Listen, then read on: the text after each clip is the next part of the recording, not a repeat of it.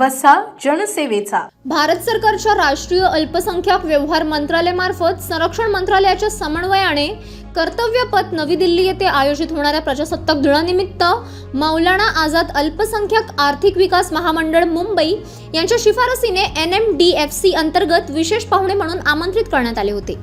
अल्पसंख्याक समुदायाच्या सर्वांगीण विकासासाठी देशभरातील प्रत्येक राज्यातून शीख, ईसाई, मुस्लिम, बौद्ध, पारसी, जैन यांच्या समस्या जाणून घेण्यासाठी प्रतिनिधी मंडळाला सुरक्षा मंत्रालयाकडून निमंत्रण देण्यात आले होते।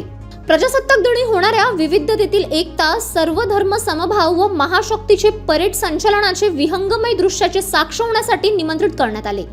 दिनांक 25 जानेवारी 2026 रोजी प्रजासत्ताक दिनाच्या पूर्वसंध्येला निमंत्रित विशेष पाहुण्यांचा संवाद श्री किरण रिजिजू कॅबिनेट मंत्री अल्पसंख्याक आणि संसदीय कामकाज व श्री जॉर्ज कुरियन राज्यमंत्री अल्पसंख्याक कार्य आणि मत्स्य व्यवसाय, पशुसंवर्धन आणि दुग्ध व्यवसाय यांचे दिल्लीतील मयूर विहार येथील क्राउन प्लाझा पंचतारांकित हॉटेल येथील मयूर बॉलरूम मध्ये मार्गदर्शन व संवाद कार्यक्रम आयोजित करण्यात आला।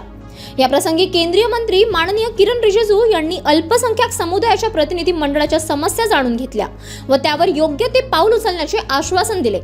मौलाना आझाद अल्पसंख्याक आर्थिक विकास महामंडळ मुंबई यांच्याकडून निवड करण्यात आलेले महाराष्ट्रातील 4 लाभधारक प्रतिनिधीपैकी मुक्तार शेख हे बुलढाणा जिल्ह्यातील करवंड येथील मौलाना आझाद अल्पसंख्याक आर्थिक विकास महामंडळाचे लाभार्थी व कुशल व्यावसायिक म्हणून परिचयात आहेत। City news.